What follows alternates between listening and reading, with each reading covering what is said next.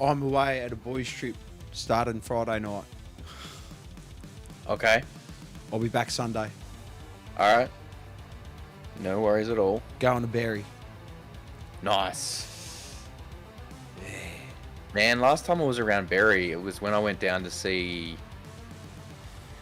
I was going down to Nowra to see Devoy at Bottle Rockets, and it was like nighttime, and for some reason my GPS decided to take me through the fucking... Rather than taking me down the highway, it took me through the fucking winding back roads.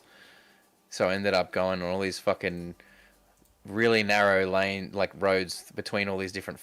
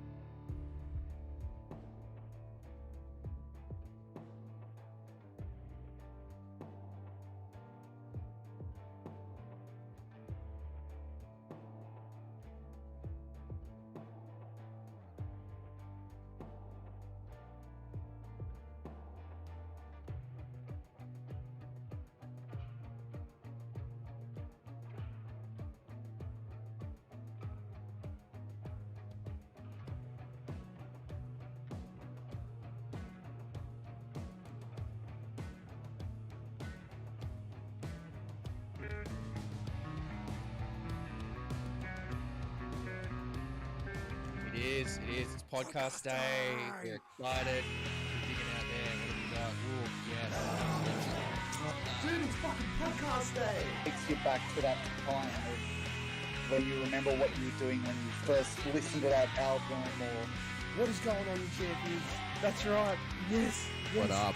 Podcast day. Two dudes talk music. Yes, and stew. I've been stewing on this shit all day. What is going on? Yes. It's that time. Podcast time. Yeah, spill the beans, man. Spill the beans. We want it. We want this. The exclusive details.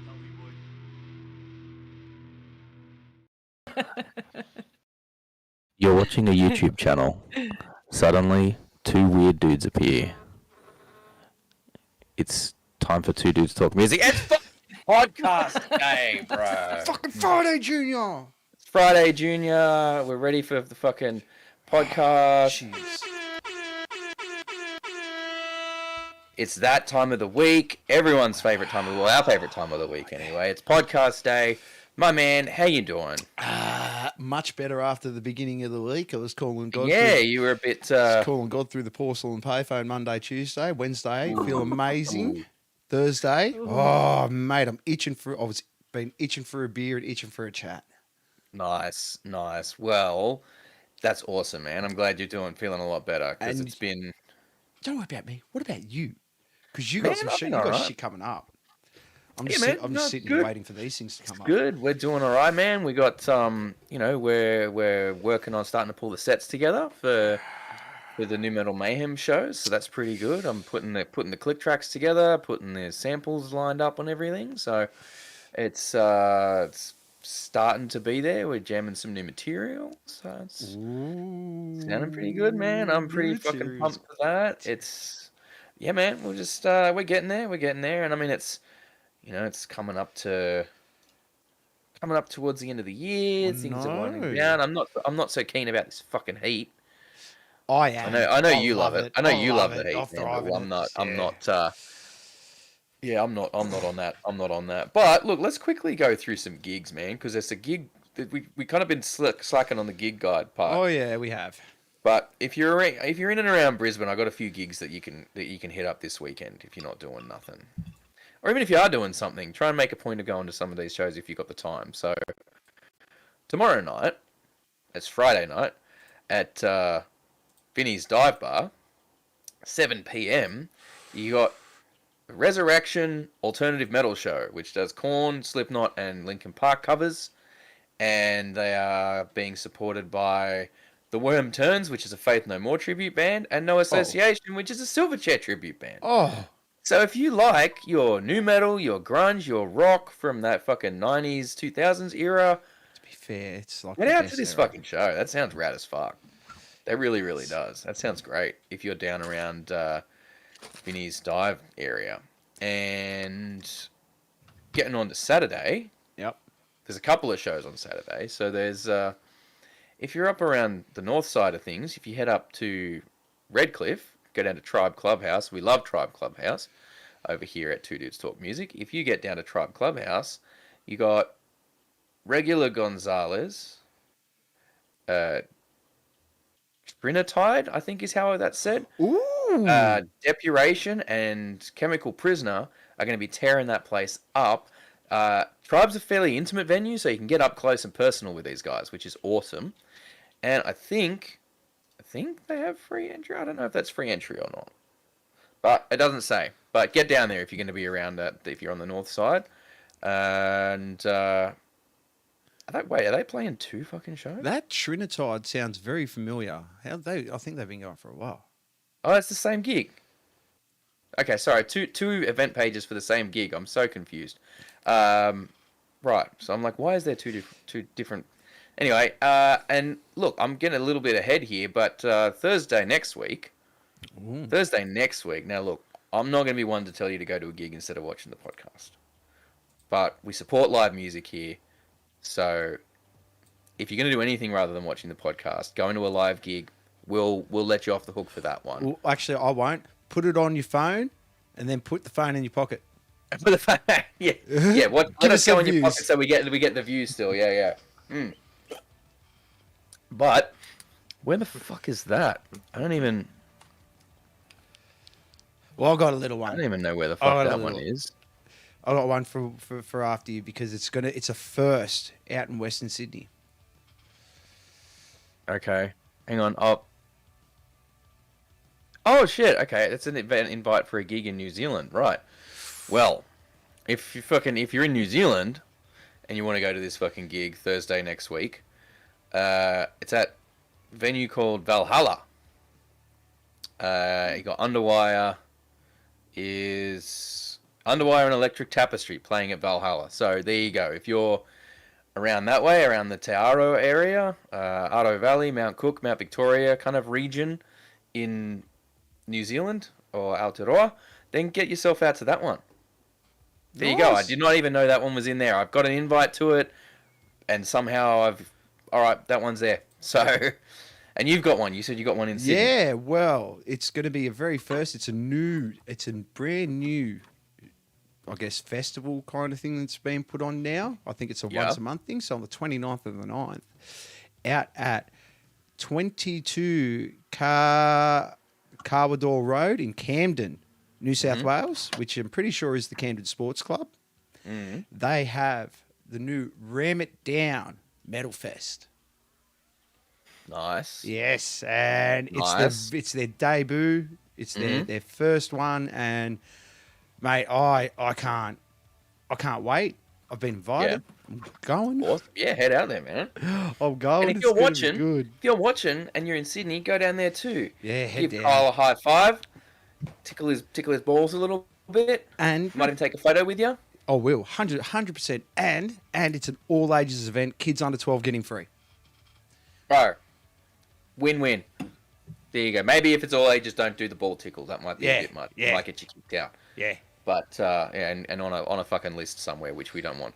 So, but head down there nonetheless and talk to Kyle. Check out some rad music. But mate, we've fucking talked about this. We've talked about this enough. I think it's time to get to our guests. Oh, I think it's time we get to our guests because we've got some guests that you've actually had one of these people on before. I have. But I've I was had them on away. Here, buddy, as well. I was away. I haven't had the chance to speak to them yet about this. I'm really fucking excited. We are continuing our coverage because there's so much to cover for the Nu Metal Mayhem tour. We're continuing our coverage with yet another one of the bands that is absolutely rocking all the dates on this show. We have with us today Lexi and Cherv from SIN SOTO. Oh my god, I'm fucking excited. Bring them on. How are you doing? Hiya. How you doing? Good, man. It is. How are you guys? Oh, we're great We're to have good. this on. Thank you. And thank you for joining us. We really, really appreciate you guys taking the time. We know you guys are deep in preparation for this tour. And, so thank you so much for taking the time to spend a couple of hours talking with us tonight. We really, really, really do appreciate that.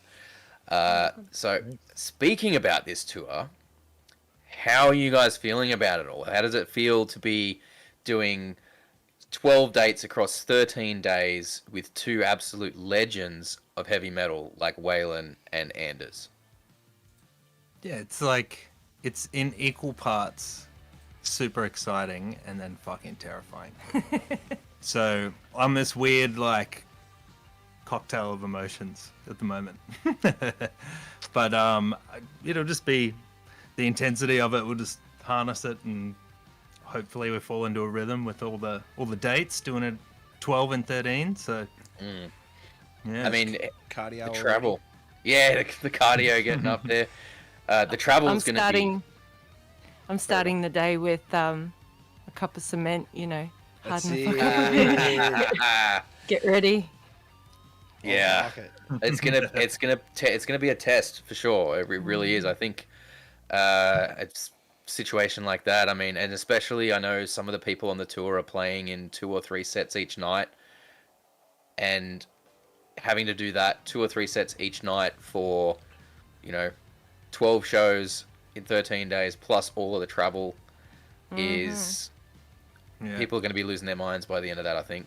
Yeah, they're going to be playing 50 shows. Yeah, exactly. We're playing 12, but those guys are going to be playing 50. Yeah. But so have you guys been doing any kind of special preparation in the run up for this? Yes. And if so, what? Can we?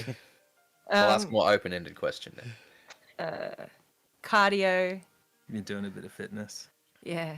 I've been trying to get him to do a bit of fitness.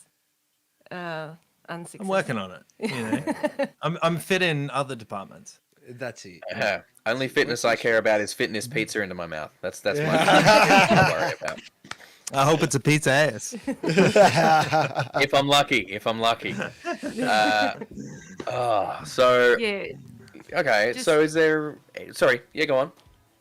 Yeah, we've I don't know if we've stupidly done it or not, but we've put a whole new set together just for the show. So the prep is pretty full on, you know, because it's sort of, you've got it finished, now you got to learn it and get it in the muscle memory, you know. So is it Yeah. mostly new material then? Yes. Ooh, Mostly, exciting. yeah. Again. It's good motivation for songwriting, I think, when you are presented with an opportunity to go out and do something. You can really use that time, that pressure, the good type of pressure, to sort of write or extend on little ideas that you've been playing with. So we just sort of, went nuts with that a bit, and we got stuck.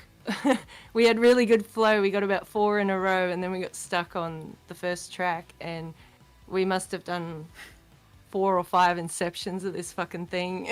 And by the end, we're like, that's it. There it is. So, It was the kind of the track that set it off, the whole new set, though, in a way, because it was like a little bit different to everything that we'd kind of done before. It was still familiar to us, but it was a little bit different enough for us to go, wow, it's exciting. So let's see how much more of that we can mine. Ooh, that's awesome. You know, That's awesome. so- I'm stoked, and I'm keen to hear it. I really, really am. You know, it's, and I know Kyle is. I know Kyle is. Like he's crazy. He's crazy about you guys. Yeah. Like he is a massive, massive fan. So again, like we're stoked that you guys are getting this opportunity on this tour. I think, you know, it shows the quality of what you guys are bringing to the table. That you're able to, that you've got this opportunity, and I can't wait for thousands of people across Australia and New Zealand to experience what you guys are about, because it's incredible. It really is. Like, I mean, I've been listening Thank to you so much, man.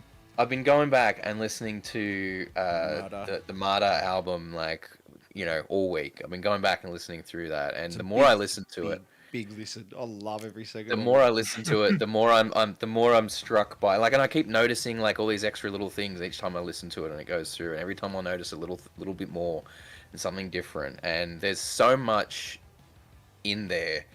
Not only is it, you know, not only is it an album, it's a double album, and it covers a range of styles, and you've got, like, there's a deep-seated, I think, I'm trying to find the right words to describe it here, the way I perceive it anyway, but I feel like there's a deep-seated, almost primal spirituality woven through everything that ties everything on there together, and every song has its own, like, variation and version of that throughout the album, and it really is, like, we've talked on this channel before about, you know, the art of writing an album is on the way out,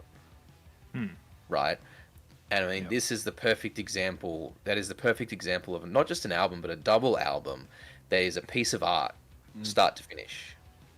You know, and whether it's intended as a concept album to be listened start to finish necessarily or not, I'm not sure. But like, people need to listen to this fucking album. I do. They do. Thank you so I much, genuinely, man. like, that's the thing. Like, there's so much there, and there's so much talent that's gone into that. It really is the kind of album that I'm like, yeah, I feel people need to go and listen to it. If they're fans of alternative music, they need to get this album in their ears and in their brain. Because there's something there that I think will appeal to just about everybody. Yep. That likes, this alternative style of music. And I know it came out a couple of years ago, but I hope you guys are proud of it because, I mean, it's fucking incredible. Yeah, man. I mean, we're definitely proud of it. It was, in a word, it was a motherfucker to do. I bet. It was, because we had so much stuff in there and so many layers, like the mixes were chaos. But we just put all that time into it because it was like COVID. So, we had all this time Gotta at home something. to do some stuff. So we were just doing things, trying stuff, and then you'd think you'd get to the end of a song, like it's almost done, you're ready to wrap it up, and then some little idea comes up, and you're like, "Oh, that's better." And then you follow that idea. Next minute, you've scrapped that whole song. You're going on this new thing, and like that happened a lot. And I think that's how we ended up at like 20 songs. Yeah. Really. Because you Was guys that record and happening? produce everything in-house, don't you? Yeah. Yeah. Wow. And, The quality. Mm. Oh, It was, sorry, go, Lexi. No, you're good. I don't know if I'd do 20 again, to be honest with you. I feel like I had to enter a moment of recovery and deal with the PTSD that comes with the critical brain that's required to sort of try and do justice to every nuance and every song. And it's weird as shit when I listen back because I did give it a good break. And I can see that we love music because we sort of bounce around between all the genres. It's like having a big pot in the middle and you fucking throwing a bit of salt and some herbs and a bit of sugar and it just sort of, we were just playing, I suppose, and experimenting with what our sound is or what it was for that time. So, yeah. Well, I mean, you're right, and you're using a bit of the food analogy there. Like, I'll continue that on. Like, the album is a banquet. Pizza. It's a goulash. It's a banquet. Like there really is. There's just so much there, and like I said, the more I listen to it, go back and listen to it over and over again, the more I'm hearing like different things and getting different things from the same songs that I've gotten in the past, and it's just it really is a bit. But I get what you're saying though about having to take a break from it after you've done it, because like it's so hard to be critical of your own work in the right ways during that process and not go down the rabbit hole and not spiral. You learn that good enough is good enough, and you can't get hung up on feedback about releasing a double album off the back of COVID, Yeah. It's like, you can't be like, oh, well, nobody really listened to it, but it's like, no one really did anything then. No.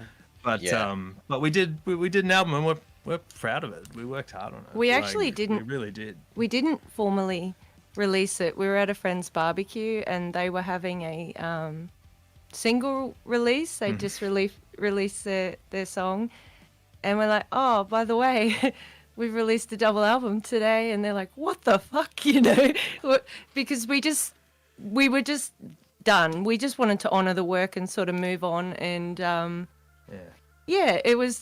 there was no fanfare, and we just decided to write and reach out to lovely beings like yourselves and peddle our wares pretty organically, and just say g'day, and here we are. And I'm so because you to me, you guys were life changing when I first started getting into the podcasting thing, and Karen sent me your stuff, and I was like, hold on a second, debut album, double CD, 20 tracks, and then I'll go on YouTube, and then there's a video for every single track.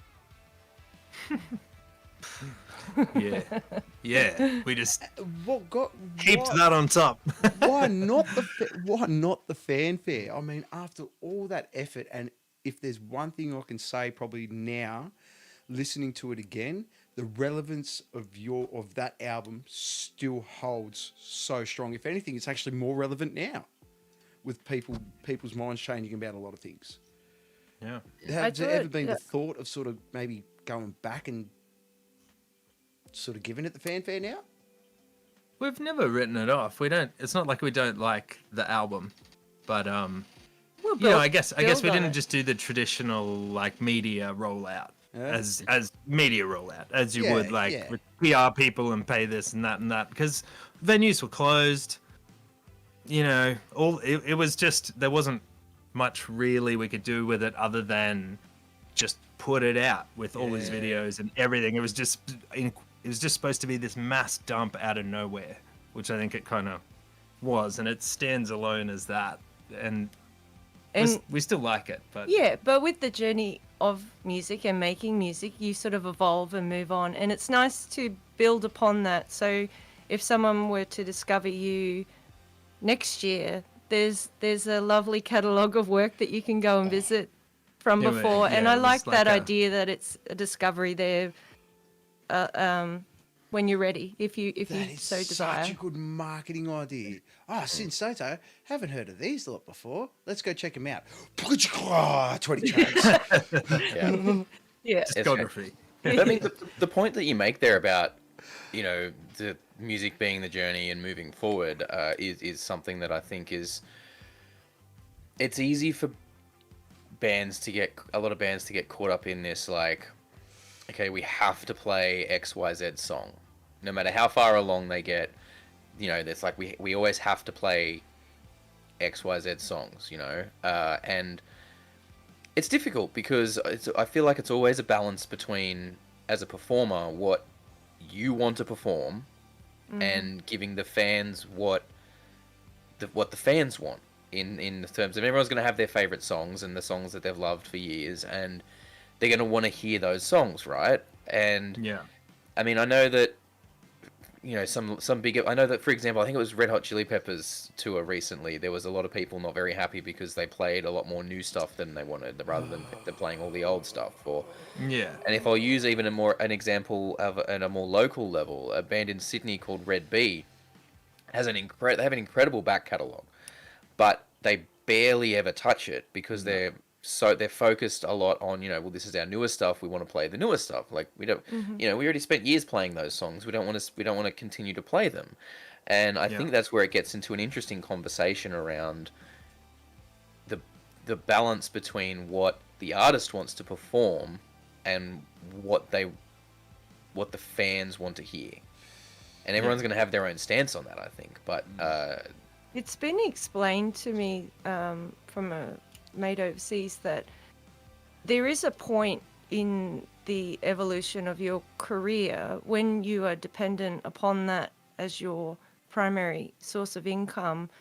You do start to feel, or you can start to feel, a little confined with or trapped within what it is that got you where you are, I think, because if you suddenly decide that you've been, you know, heavy metal and now you're going to be synth pop, you can really devastate your primary source of income. So I think people can get caught in a bit of conflict there about wanting to maybe experiment and having to pay the bills, I suppose, you know. So and we're not in that situation. We don't have to pay shit to nobody, so we can you just do what.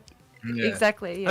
I've seen some bands kind of have it both ways a little bit though. Like, I almost feel like Queens of the Stone Age used to leave a couple of old ones off, and then there was, you know, all of that stuff that Josh Homme happened with his life, which I won't get into. You can find on the internet. And afterwards, he kind of didn't give a fuck. He was kind of like, well, people in the audience, they want to like shake their booties to their favorite songs. So, you know, who am I to not give them that for their hard earned? You know, so there's both sides to it, and I get both angles. But there is, you know, I think there's a balance. And I feel like there's also, when you talk about it from, the career perspective, like what Lexi was just mentioning there, there's almost like a bell curve, right? Like you kind of when you're at this this tier where it's like it's not your main source of income, so you can kind of do what you like to a point, and then you kind of get to a point where, all right, we're up here, we're not mega stars, but it's our main source of income, so we kind of have to give people what they want so they keep coming back. And then you get to the other side of it where you've got the mega stars of it that are out there, bands like Metallica that can literally got 40 years of career behind them and can do literally whatever the fuck they want because they can afford to do that. And it, whether the fans like it or not, they could, they don't really. Some would argue that they do owe the fans, but at the same time, they've already given so much to the fans that they kind of can do whatever they want, and they're going to be set for life because financially they're not dependent on that anymore, But they're a band to marvel at, really, aren't they? They're an entity unto their own. They're bigger than that. They're bigger than themselves. They've sort of created something that's sort of. They'd have to be the biggest independent now. Yes, metal technically, act because in they the got world. their own. Well, because they got their own label and everything now, and they kind of do it all themselves. And they print records too, don't they? Oh, wow. Oh yeah, they do it. Yeah, they do it. I think So they it's literally bought a vinyl company so they could press their own vinyls. That's a great So idea. that means, It's a like, tax write-off vinyl and then you're making the pressing- money. Yeah, it's like Jack White, the Majors, and Metallica. Yeah, but yeah, they've kind of perfected the machine. I think in terms of, they got enough money and they kind of bought back their whole catalog and set up themselves on their own label, so they're all funding their own shit anymore, and they're not beholden to anybody else, financially. And that just means that you're right, all of the money goes back to them, which means they can, they don't sort of have to do XYZ to make the money to pay the label back. They can do something like this whole tour that the structure that they're doing at the moment, where every city is 2 nights. Every city is the Friday night and the Sunday night, and it's 2 different sets, and the tickets are for both nights. Like that whole thing is like, I don't know who's done that before. I went and saw one. I went and saw one at the cinema. It was sick. Yes, I went and caught that too. Yeah, which was really cool. I thought it was really awesome. That's the second. That's the second time they've done something like that. They've done that with the Big Four. Yeah. He took his mum. Oh. She said, this is the way it said. It's like, oh, Metallica, I like him. That's the way it's phrased. Yeah. Metallica, I like him. He's good. Metallica, that guy. That's excellent. Okay, so let's get back to the New Metal Mayhem tour for a little bit. I want to talk about the first time you guys heard not just Slipknot, but the first time you discovered the Mate, Feed, Kill, Repeat album, and what that experience was like for you, how you felt it, differed from, like, I guess regular Slipknot or what current, what Slipknot became. And just like what it means to you to be playing shows with, not just a show, but a whole tour in support of someone that was there for the start of something that has become such a mega power. Yeah, a timeless mega power now. But I remember that first Slipknot album for me was like everything. I remember sitting on the 425 bus at Chapel Hill, going home from Intrapilli Shopping Centre in my school uniform, and a friend did the thing where they give you one of the ears. Yep. And they just hit that first album, and I was just like, I fucking need this. And then pretty much went home and like pushed all my Pearl Jam CDs into the bin. Pearl who? And then it was just, straight on Slipknot. But then I got a bit obsessed with Slipknot and went looking on the internet, and I found not Mate, Feed, Kill, Repeat. I found the Do Nothing Bitch Slap track, which is kind of like the Mr. Bungley one. It's got like shake your booty funk stuff in it. Yep. And I was like pissed because I thought I was like, this said it was Slipknot. This is Slipknot. But I loved it. So I listened to it thinking that this was definitely not Slipknot, and it's just some random band in the US that I'd like to find who they are, that I liked their song. But to learn later on, obviously, that it was Anders and it was their first sort of demo album thing. It was crazy.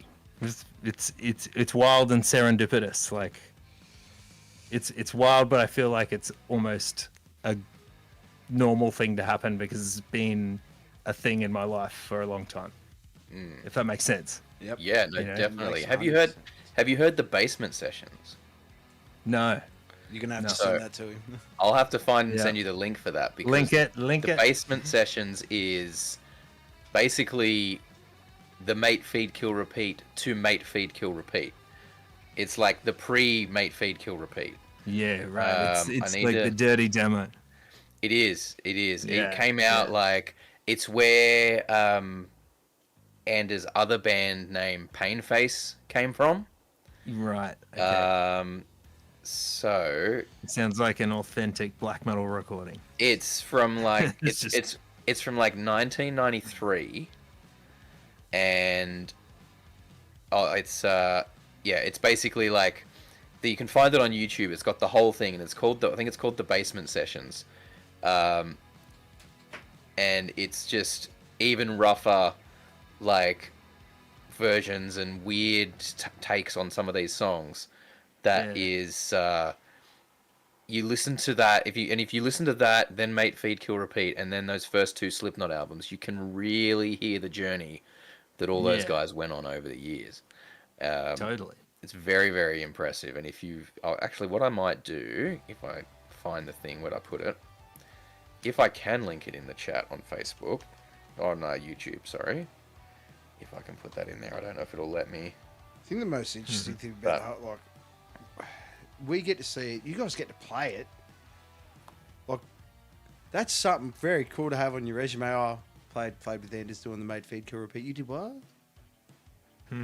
Yeah, like- it's humbling, and sometimes you just know you're being part of something special or something that is only likely to happen once, and I think that it's not lost on us, and I think those who are involved, it's exciting for all of us. The conversation in the background is like, it's nearly time. We're really excited, and I can tell that everyone is probably not getting a lot of sleep right now and working their asses off and practicing as much as possible. So yeah, it's really nice to be part of, actually, and and just there's a lot of work in the background that goes on to these shows, and a lot of orchestration, because you realize that there's a whole lot of us. I'm guessing maybe about 20 of us, all in all, that are going to be, moving around 2 countries and get in the van style, and it's all on a budget, and it's all whirlwind, and it's I'm feel really grateful to be part of it, actually. So I hope there's a some sort of vlog or something like that for the whole tour from some of the bands. It's going to be very, very interesting to see the behind the scenes stuff, and yeah, especially when we start getting 6 or 7 days into it and stuff like that. Yeah, watch everyone lose their minds. yeah. Hey, I want look. It's mayhem. It's the new metal mayhem. We have to see the slow descend into chaos. But the thing is, though, like, so many people, like, people that haven't, like, if you haven't been there and done it, you know what I mean? Like, if you haven't done a big shows like this, there's so much waiting around. Oh yeah. That's the thing. A lot of people don't realize. The fans think, oh, it must be amazing. You get to do. No, you're still doing lugging all your own equipment at this level. You're still doing all your own setup. So it's not like you get the rock star treatment and get to walk on stage like that. But you get, you're sitting around waiting for your turn to do stuff, and then there's a flurry of activity for 15 minutes, and then you're sitting around waiting for your turn to do another thing again. You mean to tell me I still have to shave my own legs? Yeah, sorry. I You mean, know what? I'm sure you look, could find someone to do it I'm for sure, you. yeah, I'm sure there would be a line round the block Yeah. of people willing. I got money that shave your says leg someone will for pay you. you to let them Yes, do it. yes, I'm certain. This will be the Sin Soto VIP section. Yeah, two extra VIPs. The VVIPs Yeah. get to shave one leg each. That's how that works, right? And they get to pay $500 for the privilege. Fiji grapes. Fiji grapes. Yeah. Oh, hey, it's an extra revenue stream for the band. Like, I think there's Got to that has do what merit. you got to do. Yeah. But it's but no, like I think, you know, it's like, I mean, look, Nuclear Vision's only on 2 of the shows, and I'm sweating about it. You know, like, I'm sweating about we got to only do 2 shows, and we got a day in between. Like, I would don't not envy him, do you, Raph? even if I had them, even if I had the money for us to be able to afford to go and fly to all these places and do all these shows and be on the whole tour, if we'd got offered that, like, I don't think I've got the fucking energy to do it. I don't think I've got the, like, I would be a fucking wreck by about day 4, I think. I don't think we have the energy either, but you just gotta pull it from somewhere. I mean, You find it, and do then you or get don't. home. Yeah, it's do You or get don't. home at the end of it You and turn it collapse. on for like the Mate, half once hour your power. adrenaline's pumping and you're going and Yeah. stuff like that. But Yeah. I think one great opportunity about this for a lot of bands is good. It's going to be good to cut your teeth for a bit on that long haul tour. Mm-hmm. You know what I mean? You're going to find out in a weird way. It's like, is this really what I want to do? I want to be the big band that goes on these world tours and tours all the time or stuff like that, or do I just want to be this like little bit more chill, really pick my shows, or and yeah. But it's a great opportunity for a lot of bands to actually get that real tour experience. Yeah. Yeah, it's hands on, full on, and it's yeah. I don't know. You just give it a go, and it's like what a lot of bands that you listen to in interviews and stuff when they're doing those long haul tours, they're really hating life a bit. You know, the grind of it, the rolling into somewhere for a few hours and poor sleep and not eating well and all the rest of it. But I think you also hear those bands say when they are off the road for a prolonged period, they miss it. So it's probably one of those things that you get in, you do it, and you have a break from it, and then you probably want to do it again.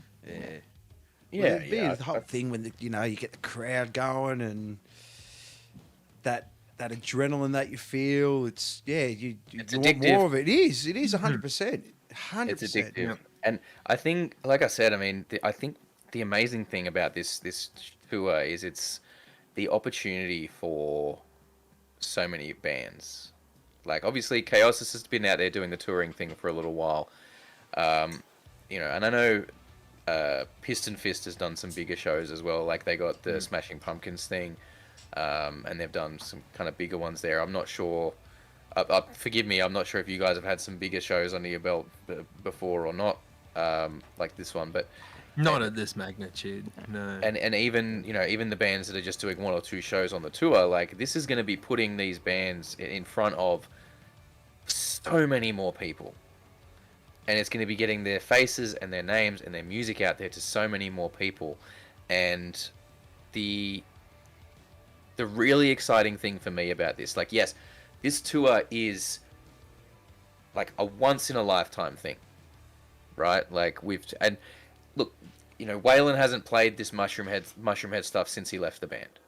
Not in any serious way. Like, I know he's gotten up with Jeffrey Nothing to do a couple, like a song here or there, but he hasn't consistently performed Mushroom Head stuff since he left the band. We get it here in Australia for the first time. Anders has, like, Mate Feed Kill Repeat has not been performed in this way, I don't think, ever. And yeah. I don't think Anders has performed Slipknot material since 1997. Yeah. So, and again, once in a lifetime, to get both of these two things together, like, you might have got one of them somewhere at some point, but to get both of them together in Australia as the first time they've happened, and potentially the only time they're ever going to happen, that in and of itself is special. Totally. The focus it's going to bring to so many local bands makes it that much more special. And I really think that if this goes well, if the people show up and the response is good, which looking at the ticket sales, I think it's pretty good. I think it's gone pretty crazy. I know Brisbane's sold something like almost 80% of their tickets. Toowoomba's sold 80+% of their tickets. Like I know, and Melbourne's sold out, I believe. Like so the tickets are going for these shows, and I really think if it goes well, we might see more of these kind of slightly unusual but unique shows and tours coming out here. And you know, because they're just like, oh well, look, Australia, we're not going to maybe make all of the money, but we can go out there and do a tour and something unique and make a decent bit of cash and have some fun doing it and really connect with the fans in a different way. And the opportunity, you know, we as fans get this amazing opportunity to experience these things, and if we get out and support it, maybe we get more of them. Yeah, hit the nail on the head, man. I'm really interested to see if the response goes well on this. We never thought we. Oh, sorry, Lexi, go. No, you're good. I think this, you know, these band-based ventures are probably more and more likely into the future. It's a little bit like Chinese syndicate, you know, people coming together because of the landscape is changing and has been changing for a decade dramatically with labels and the rest of it. I think people coming together with common interests to do that which they love, you know, live music and travel, coming together, all throwing into the center and being able to bring things about is probably we'll see more of it. I think it's like the door shuts and the windows open. You know, there's plenty of opportunities for things to happen, but it's probably happening more at a ground level, which is way more exciting. You know, it's not orchestrated in that same sterile manner, you know, where you're going to get those smaller venues and it's more intimate and it's, you know, it's not a cash grab where it's some massive venue where they're selling overpriced tickets. Yeah, I feel like it's a reasonable price at a really good venue where it's nice and personal. Yeah, it's intimate, and it's you really hold dear those sort of memories when you've been in those experiences with artists and stuff. So, yeah, fingers crossed. And either way, having those two gentlemen come out for a holiday and to visit Australia and New Zealand, I think is just fantastic. And I hope they get to, you know, pat a koala and have some Vegemite or not. Yeah. And you know what I mean? It'll be great. There'll be friendships made and good times shared for sure. If you're going to do the Vegemite thing, though, make sure you do it properly. Lashings of butter. Lashings. Yeah, lashings. Yeah, you guys dilute it with the butter for sure. And look, it's just, you're right. This artist-backed venture. This is not, you know, this is not a major label bringing this out. This is not a production company bringing this out. This is Joel from Chaos is putting in the work and getting, you know, some bands together going, let's make this happen. And you guys did it, which is incredible. Let's make history. Credit to Joel and Chaos's too. Like, full shout out, brother. He is a goer. You know, there's things that really annoy me in people who are gonna do this, gonna do that, and they don't do a hell of a lot. When you meet somebody that's driven and passionate and they've been around long enough, they're a bit bitter about how things are working, and they take the initiative to start rolling things out, that it's so infectious when you get people with that energy on board. I'm mega grateful, and I'm high respect to people like Joel who are making things like this happen. And you realize that these things are big and happening. Our mate Andy from Brazil sent us a screenshot of them talking about New Metal Mayhem in Brazil. You know, like I'm like, holy shit, this is world news. It's really world news. It's you know, global news, and I see on every post about it. Sorry, I don't mean to cut you off there. No, I'm good. on every post about it, every post that gets made by Waylon or Anders, there's so many people in like the UK and the US that are like, can we get this here, please? Like, Yeah. this is incredible. I mean, like, there's people talking about wishing they could fly to Australia just to see this, which is just, it's mind-blowing to me. And this is what I mean, like, the opportunity that we've got as fans, not even, forget the fact that I'm in a band that's playing on it. Forget that. Even if I wasn't playing on any of the show, like, I would be there. Mm-hmm. I would absolutely be there buy the tickets to this show, because this is incredible. It really is. And if, you know, I mean, I don't know how many, like, we've been talking non-stop about this tour ever since it got announced on the podcast. Like, every week we're banging on about it, and I'm sure people are probably sick of us saying it by now. And we probably said the words "new metal mayhem" so many times that they're losing all meaning. But honestly, like, if this is the kind of thing that, like, I don't want to tell people to go to a gig that they don't want to go to. I really don't. Like, if you're not interested in going, that's totally cool. But a venture like this needs the support of the fans and the fan base. And if this goes well, like I said, it sets a standard and it shows people that it can be done. Mm-hmm. And, you know, obviously, not everyone likes everything that everyone does. You know, like, Chaosis is out there doing some great stuff and Joel's swinging for the fences. And, you know, not everyone likes everything, right? But I don't think there's anyone that can deny how hard Joel's working to try and make these things happen. And the fact that he's made this tour a thing is incredible. Yeah. It really, really is. And hopefully it inspires someone else to do the same thing. And, you know, it's almost, in a way, not unionizing necessarily, but it's almost like, you know, a worker collective type environment. Very much. You know, that's best case scenario, I think. You know, and it is very much an experiment. Like, we've talked a little bit about, you know, this is the first time trying something like this. If it's successful, what can we all come together and pull off next? You know, it's there's definitely those conversations occurring, and you know, we're all sort of working hard and just having a crack, really. And it all comes down to do or don't do. You know, there's risk of failure, but there's risk of it being you know, successful in terms of us all making it to the end alive, and you know. Well, that's it. And I mean, something Kyle and I have been talking about doing, actually, is after it's all over, something that we want to actually do is get someone, you know, get someone from Sin Soto, someone from Piston Fist, and someone from talk about the tour after the fact. So, you know, that's something that we would love to have, you know, either or both of you guys back for. I think that'd be really, really cool. Yeah, that'd be because cool. we want to get the goss after the fact as well. Yeah. We want to hear all about it. Debrief. Yes. Yeah. Absolutely. Most Absolutely. certainly.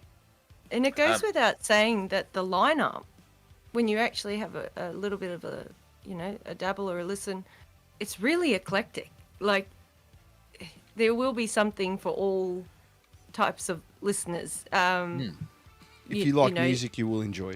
Yeah, it's not all ear bleeding, and it's all very, very different. It's not several bands all sounding the same, so it should be. And I love gigs like that where you get to get treated with whatever gets thrown at you, really, you know. So yeah, that's exciting for me to sort of get amongst all the different influences and genres and stuff. So Definitely. I think, well, I mean, yeah, look, we're super excited for it because, you know, we've just been having such a blast talking to everybody. And, you know, I know when we had Waylon on immediately after the announcement, he was, I think he was just as excited as literally anyone else we've spoken to about it. You know, he's just as keen as the fans. He's just as keen as all the other bands playing on it to come down and do this, you know, because he hasn't been to Australia at all since 2013, 2014, something like that. Soundwave or something. Soundwave, yep, when he was out here with Mushroom Head, and so he's looking forward to coming back down here just for that alone. And Anders hasn't been, has he? I don't think he's ever been out here. So that is, you know, his first time coming to Australia, getting to do that. And look, hopefully, if Anders has a good time touring out here doing this thing, maybe, you know, if he's got Pain Face on the boil again, he comes down here with that, you know, and that's the next thing that he comes down. I know Waylon wants to try and get a Killer's Confession down here. Oh, I'd love to see this that. is out of the way, which is, you know, that'd be super, super cool if he can make that happen. So, with any luck, on the other side of this, there is even more. That's already 2 tours that, you know, we could hopefully see coming out of it. Plus whatever else bands get inspired to try and make happen. I think people in our corner of the world get scared, I guess, about reaching out to international acts. I will say that, you know, many, many years ago, a band that I was in, the singer, like, there was discussions about doing something exactly like this. You know, it was not my idea. I'm not going to try and take credit for that. It was the singer's idea. He was like, let's reach out to some people. And he reached out, and I can't for the life of me remember who he reached out to. But it was, you know, they went, yeah, look, if you guys pay us this much, we'll come out and do a tour.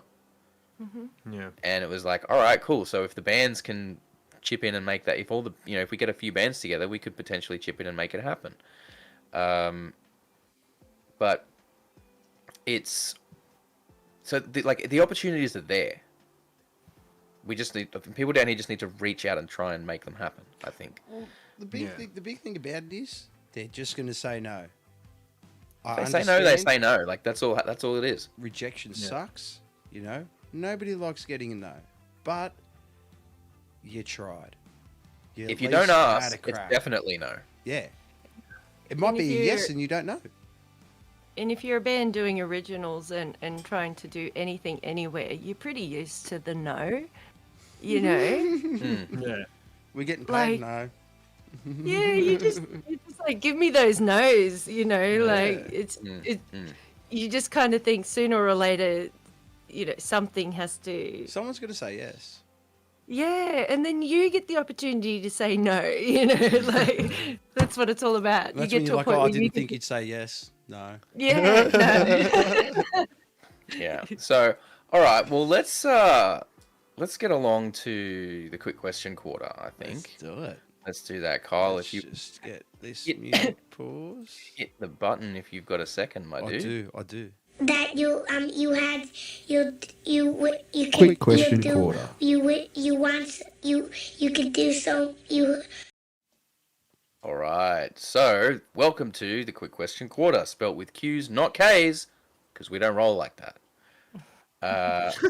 This is a section of rapid fire questions for our guests. Now, I believe that Cherv did this last time he was on, so we're going to be directing all these to Lexi. And hopefully it will allow both us and the fans that are watching to get to know Lexi a little better, get a bit of understanding of what makes her musical mind tick and how she kind of wound up where she is. So, Lexi, what was the first instrument that you ever learned? Pianola with my hands. As a toddler, probably at my grandparents' house, you know, the pianolas. The foot ones. Yeah. The foot organ. As a kid, you'd get down there with your hands and see how fast you could play the music. Yeah. Clarinet, actually. Oh, wow. Piano. Yeah. Just in the school band. I went to a public school out west, and grade 5, they give you an opportunity to do an instrument for 1 year, like a hired instrument. And if you like it, you keep going, you can buy it. And they bring all the kids in, and they have only a limited amount of instruments, a hell of a lot of clarinets and flutes, and just a few of the rest. No stringed instruments. and you get to blow in it. If you can make a noise, you get a tick, and then they dip it in the blue solution to get rid of the germs, and then they make the next kid blow on it. So Yeah. I really wanted saxophone, and I got the clarinet. Do you reckon that band Blue Juice? Do you reckon that's what they're named after? Yeah, blue juice. Blue Yeah, Juice. maybe. That stuff like public when you go to the school dip. hairdresser and it's The barber side. Yeah. Yeah. Blue Juice. That's cool. That's cool though. That's awesome. So does that mean that I don't know. I haven't necessarily picked up on it. Is there any clarinet in the Marta album anywhere? Buried in there in the mix somewhere? Negative. Negative. Well, there you go. That's a project for the next album. You got to break the clarinet out and put some Bust stuff out a in from that. solo. Yeah. Just give us just sample a line or something and then like loop it as part of a thing. I want a Kenny G jazz solo. Put some trap hats on it. The beauty of it is the clarinet reed and the saxophone reed are quite similar. So I'm sure if I was given a saxophone, it wouldn't take long to. Oh well, there we we need a Sin Soto version of Baker Street. Yeah. Yeah. I'm on board for this. Yeah, absolutely. Let's No, make that no. Chirp's just the cogs. Yeah. The cogs are turted. Yeah, Like No Jerry pressure. Rafferty is my man. absolutely. All right. Yeah, I did piano as well, but everything sort of phased out by high school. Mhm. Found other things to do. No, that's fair enough. Mm. What was the first album that you purchased? It was. I'm showing my age, really. I come from way out west. No, there's not much out there in terms of record stores or anything like that. But you'd get the mail magazines where you could tick and get your free CDs on the back, one every month. I got the Metallica Black Album. Enya. Ooh. Classics. Ooh. Yeah. Yeah, that's, One, two. Ooh. absolutely. Pretty sure my mum Yeah. has that on your album. That's like one and one Paint the A. Sky with Stars. Yeah. Yeah. And just a lot of flogging your parents' records. Big Pig was a favourite that I used to flog off my mum. Big Pig is an all-time favourite. Aussie deep cut, isn't it? It's an Aussie deep cut. Oh, wow. Actually, you know what? You mentioned like the Enya there. I can like listening to Marta. I can kind of hear the little. You can get it, huh? You can get it. You can tell that's Yeah. someone that used to listen to Enya back when they were. Peter Gabriel, a bit of a. I like the olds. Yeah. I really Peter like Gabriel's classical got music tunes. too, actually. I probably listen to more of that than anything else these days. But that's something that I think really comes through though. Like when we talk about the diversity of what the album has to offer, you can tell that it is made by people that are so passionate about such a broad range of music. And that is really, really, I think, one of the things that makes the album so strong. Has a meditation track in it. It does. It does. If you It's even that if much you're into of a that journey. It's that the album is that much of a journey. You need a meditation track. stuff. Yep. A little bit of ASMR in there Yeah. before it was really the trend. Yeah, I got into that binaural music before sleep, and it's good. It's good for you. Sort of clears the mind a bit, and that's where the idea came from. Big, and I won't spoil it if you haven't listened to it, but the swearing is a. I don't know. Swearing's not that offensive to me. It can be cathartic.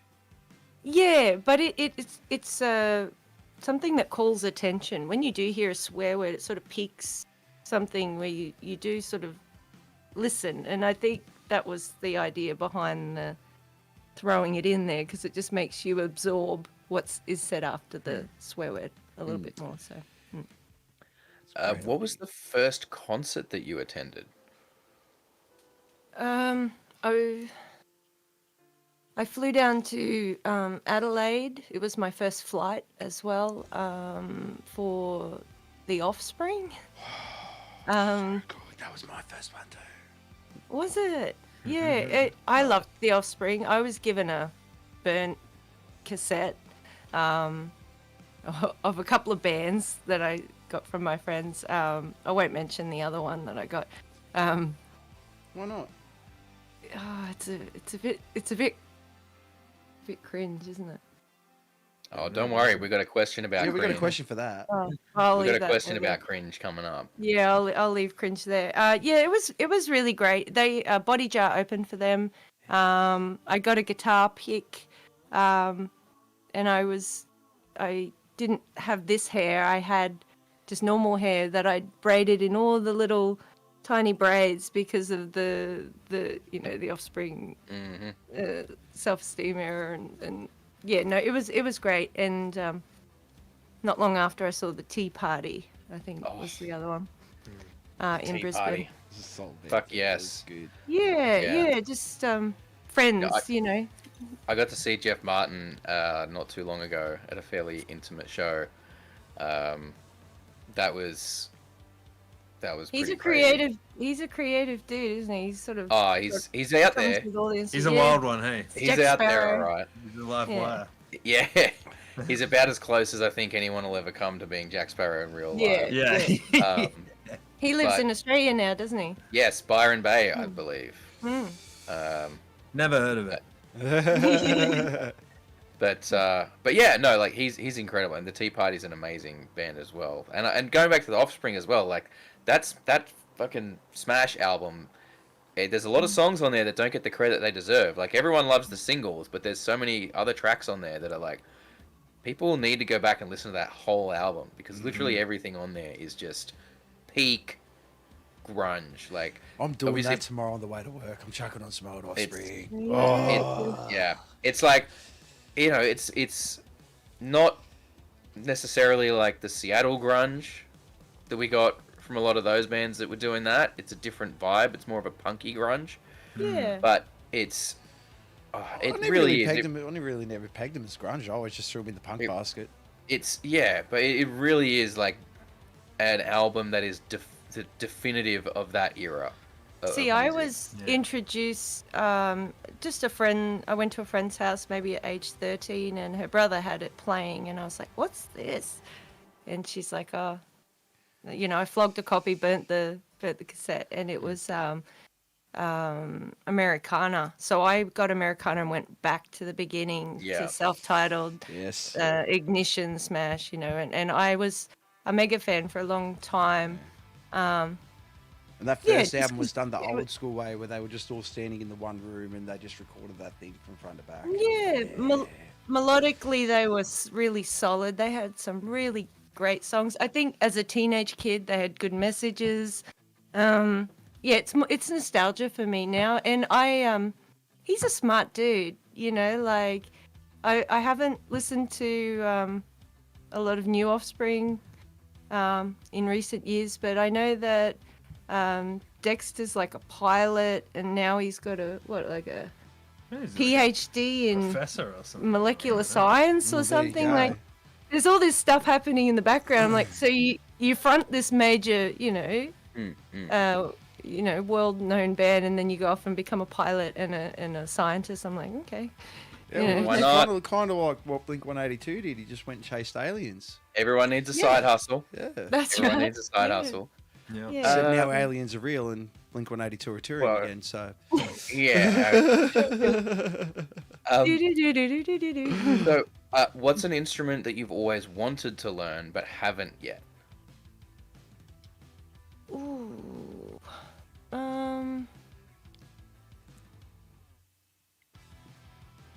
Yeah, probably the saxophone, I think.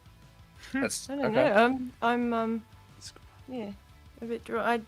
Or We're entering our Tina Turner phase. yeah. Yeah, It'll be nothing wrong with a little Tina. just Saxon. let's see. Yeah. Okay, no, that's cool. That's cool. The kazoo or the Well, harp, like- the jaw harp, or Like I said, any of those let's make it happen. Let's make it happen. melodicas. Like, let's get this. Yeah. Let's get the saxophone on the next album. Here we go. If you could pick one big band or artist to open a show for, now this is like breaking all the rules of physics. So, alive or dead, active or not, whatever period of their career that you would prefer. If you could just pick one and then like that's it for your whole musical career, Oh shit. Oh. who would it be? Mm, There's probably several, like, to be honest, but if I was to pick one for right now with things I'm listening to and what I'm inspired by, probably Mastodon. Oh wow, That's a good shout. that is That a is a very good shout.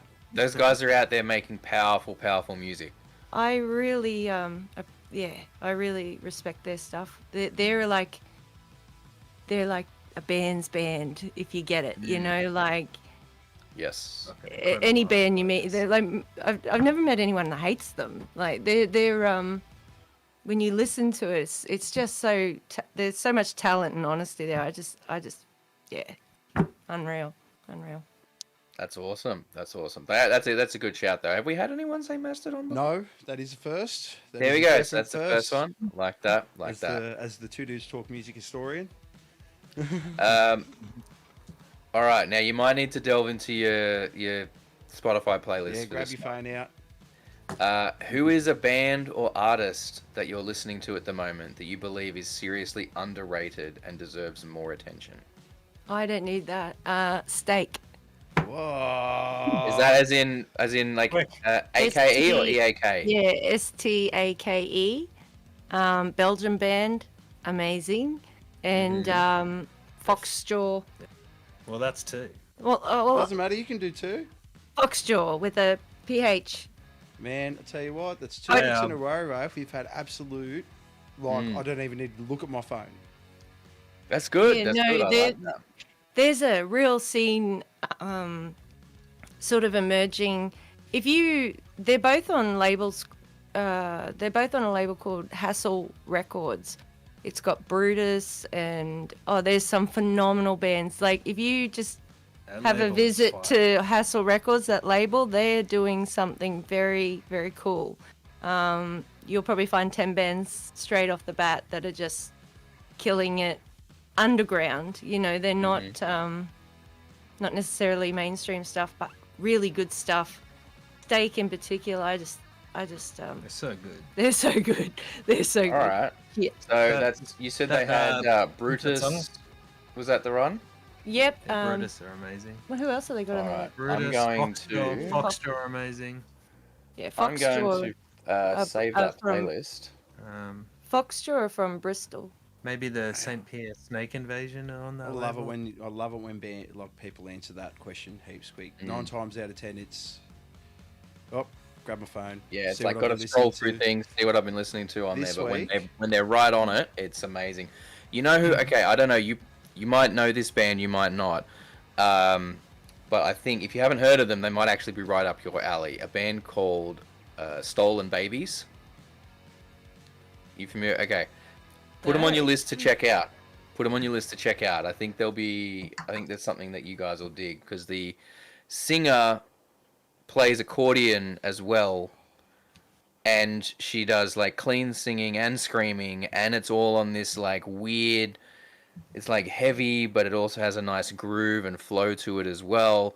It's just a really, really unique sound. I think you guys might dig that one. Awesome.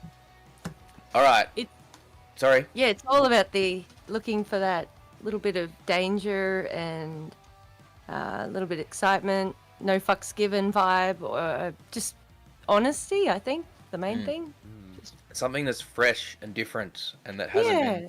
That's a bit Yeah. different from everything you've heard before, which is Groundbreaking. Try something Well, different. we've said this in the past a couple of times. Like, there's, they reckon that for most people, their music taste kind of solidifies and stagnates in their early 30s. Yeah. Like that's kind of around the time when they stop discovering new music, and that's, to be fair, like if you look at the average times in people's lives of when things happen, that kind of makes sense, right? Like for a lot of people, they get to their 30s and that's when, all right, start kind of settling down. They start getting more into being parents or more career focused, and they're just kind of like, they don't have time to go and seek out new music and things like that. But what I love about talking to people on this podcast is we're always talking to different musicians, and the musicians tend to not get that stagnation. I find that a lot of the best musicians tend to continually seek out new things to listen to. And if it's not necessarily new as in maybe it's just come out, but new as in things they haven't heard before. Yeah. to expand their minds and experience and their musical tastes and understandings. And I think as long as you're doing that, it just never gets stale. They said a lot of young people who listen to things on the streaming platforms, some of their largest music discoveries actually really old stuff. Stuff that they've never been introduced to because our listening habits have changed. So it's not necessarily new discovery; it's old discovery. And yeah, I heard some. Sorry. I was just saying that it was interesting. Like I heard some statistic that like the rock radio list, like the top 40 in America, in like 2022 to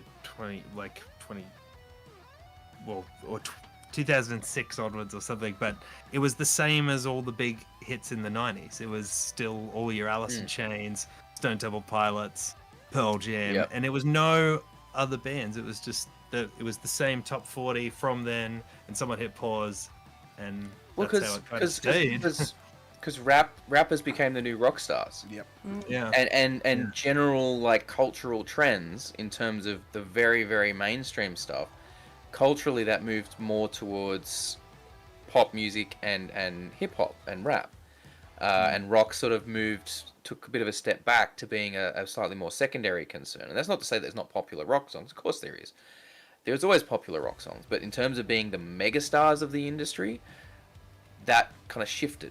Yeah, but doesn't that just really break down some marketing and record labels just going, these guys look like they're doing well. Let's just put everything we can into this and then just market the hell out of it. A little bit. But the way the industry's changing as well, it's kind of shifting who the megastars are becomes that much harder because you can go viral, but can you sustain it? And you've kind of got these people that are already entrenched, and it becomes a whole battle then, and like it's a whole philosophical debate that could take us we could get into and talk about it for fucking hours. Let's not go down that rabbit hole. Let's get back here. So just before we go any further, CJ Ash, how you going? Oh, buddy? What CJ. up, my dudes? He says he's just stuck in to say g'day. Just got to New Zealand for our last show before this monster tour. Wow. Hey, I hope you have a good show, CJ. Hope there's a good Chaos' show, and we look very much forward to seeing you very, very soon. Can't wait to meet you in person. Yeah, well, get there. I might be seeing CJ a little bit before the actual tour for maybe a thing. I don't want to give any surprises away. If you've seen Nuclear Vision at a couple of shows before, you might have a bit of an inkling, but never you mind that. Let's get back to the questions. So, segue. Yeah, I'm terrible at segues here. Terrible. Just like we're over here, and then like Goku instant transmission, we're over here. It's ridiculous. Every now and then we get a really good one. Yeah, occasionally we'll get an alright one. So, Lexi, what is something that people may be surprised to learn about you? I'm not that interesting, really. I didn't start doing music in this context until I was 30.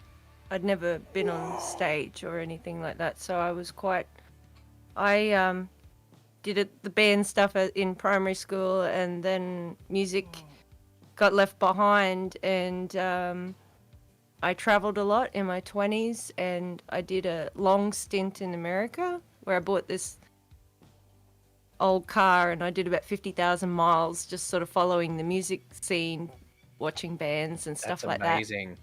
And yeah, I was really drawn to just being around that scene and that environment. Still didn't do music, still hadn't done music. Came home, bit deflated, I guess, of leaving the exciting stuff behind. But yeah, I started to make music in my bedroom, and took me several years to get the courage. I didn't even like to do karaoke. Like I'm a real terrified of karaoke. So yeah, fast forward, it took a few years before I got the courage to try it for the first time at 30. So yeah, it was I'm so at Rick's happy Bar. you took that leap. Yeah, And your first show was at Rick's Bar. Rick's Bar, you know, Oh, yeah. I think cut your teeth. That's The rite of passage. Yeah. That's awesome though. But yeah, much like Kyle, I'm very, very glad that you decided to take that leap because, well, I mean, you know, we wouldn't have gotten this incredible album. We wouldn't be getting the opportunity to see you absolutely killing it out there on stage every time you get up there. Because I think it's I think people are going to be like floored. I really, really do. When you guys come out there on stage for that show, I don't think they're going to have any idea what they're in for. we don't know what we've got ourselves in for either. So it'll be surprises all around. Yeah. Yep. But yeah, it's been a good journey, and it was really it was a nice moment in my life to go from just being a hanger-on to creative people and wanting to be around them to just having a moment where I was like, oh, I can be creative too. Like, I'm a creative person if I want to be. And then just sort of putting my foot down on the accelerator once I had that moment for myself, you know. And it was just pushing the whole time, pushing really fast because I realized I'm late to this game and I'm older. And you're wiser. Don't ever say you're late to the game. It could be, it can sometimes be a detriment to the cause, getting into it too early. I feel like if I got into it now and I had the time, it'd be a lot different. You learn so much more. You're so much wiser to people's shit. Yeah. You can see straight through, like late to the, mate. The game's always going to be here. Don't matter when you jump on the board, as long as you're playing. Yeah, that's good advice. Real good advice. And yeah, and just that self-discovery journey of like, what are you capable of? What have you got to say that you've sort of, like, it's a real, I don't know how to explain, like a throat thing for me. Like, I feel like my whole life probably never said what I've needed to say on matters and things and circumstances. So having that space to explore that and find a voice or find what it is you want to express, your honest little moment, is very therapeutic, very cathartic. Yeah, and just to be, you know, just get out there and just be yourself, be in the moment, be with people. It's really good. There's a lot of goodness that comes from creativity in general, I think, for the well-being. Us from the animals, our ability to create all these things. I mean, essentially, yes, we are animals, but it's what makes us that 1% different from the rest of them. Yeah. I mean, and I think, you know, you kind of hit the nail on the head there, like being able to be free in expressing yourself on stage and sharing that freedom with the audience, you know, because when you get up on stage, and I think especially as a singer, there's, you know, you're opening yourself up when you're up there, you're being vulnerable, you have to be honest because people see through it if you're not, and it's scary as fuck. And I mean, I've done the vocals thing very, very occasionally. Like, I'm normally, you know, sitting there behind a fucking bass, but it's, yeah, like, I've seen the people I've been in bands with, you know, emotionally putting themselves out there when they're performing, and you see it every time. I see it every time I'm watching a band, and the shared connection that you get with an audience through that experience, I genuinely think there is nothing else that feels that same way.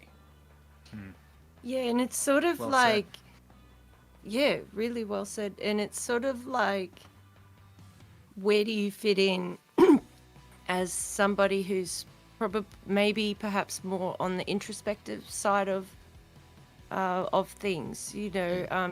I don't think you do have this connotation that comes with singers that you are the front, the extrovert, the attention bringer, naturally good at connection and speaking, and I'm none of those things, you know. I'm a recluse for the most part. I'm I fumble a lot with words, and it's just you realize, or you come to realize, that there's a lot of great artists who are also in that same boat as well. You know, they're not naturally extrovert, but they're still natural performers, and it's sort of like they're quieter, but they've got a roar, you know, when they get there doing their thing. So that's been fun to navigate too, I suppose.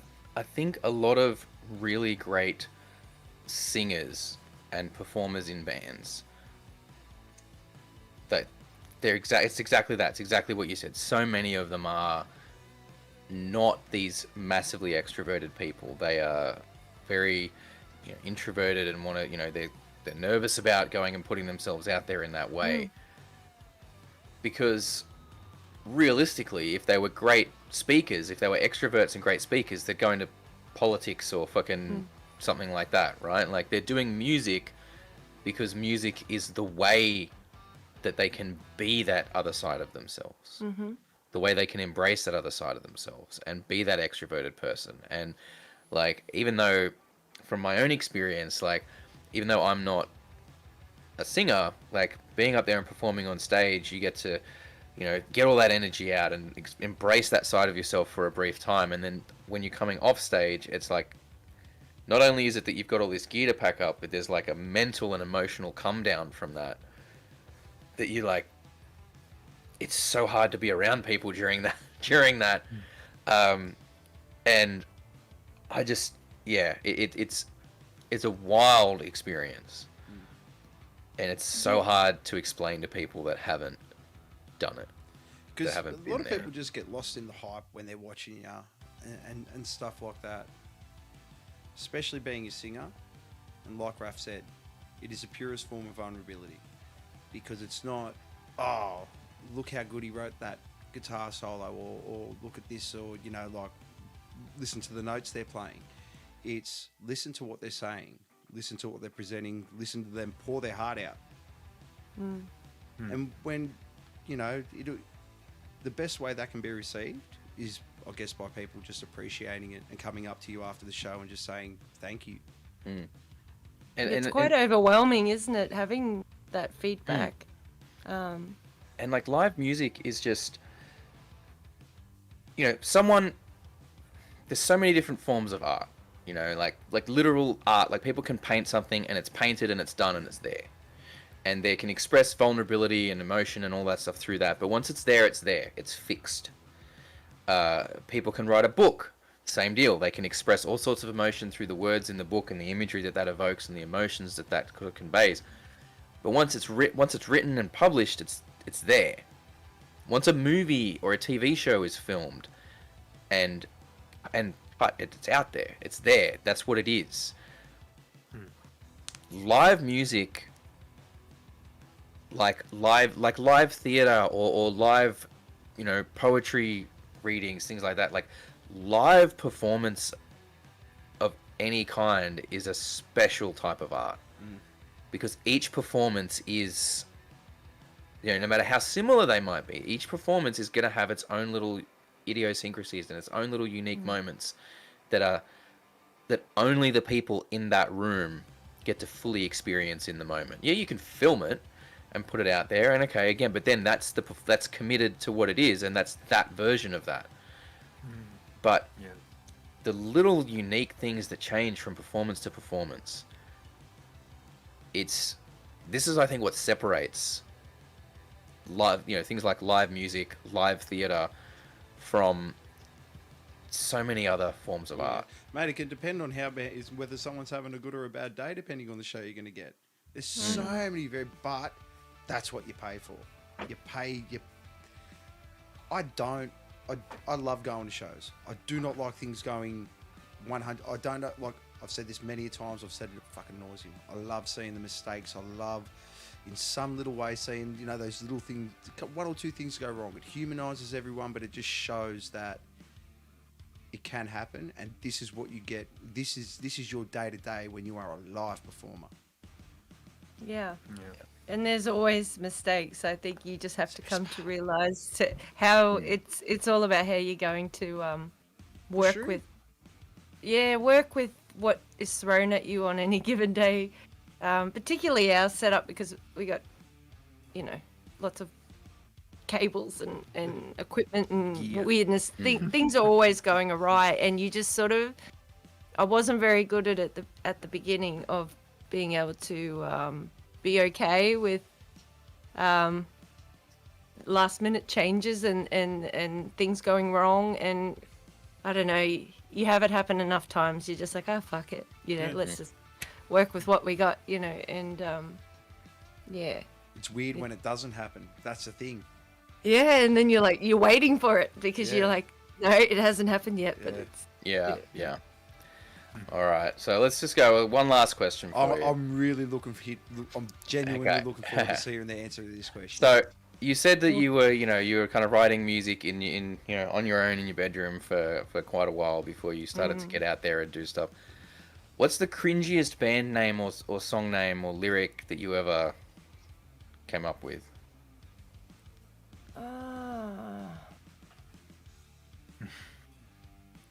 Christ. Where do I begin? You'll have to come to New Metal Mayhem. That was a good segue. That's a nice sell. That's a nice sell. Yeah. I don't know. The cassette that I got off my friend when I was a teenager too, by the way, was The Great Malenko. Oh, nothing wrong with some ICP. Come on. Look, I got the thing there. I got the...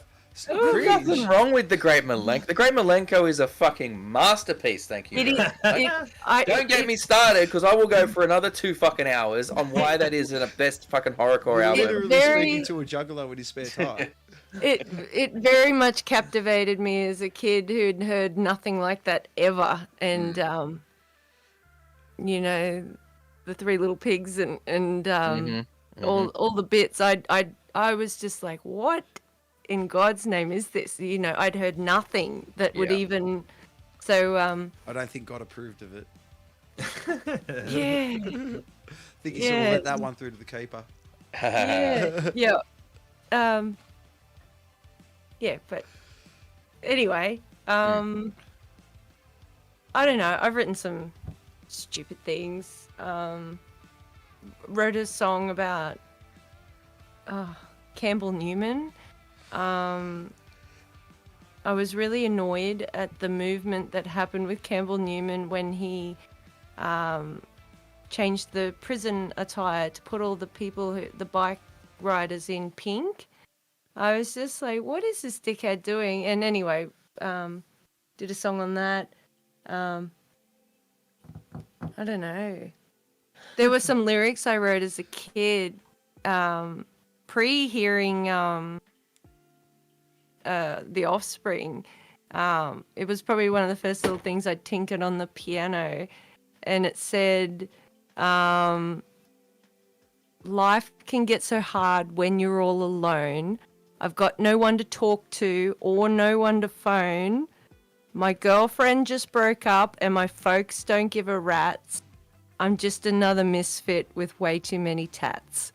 Oh, I love it. Oh, That's what great. we were looking for. That's what Story checked out. Yeah.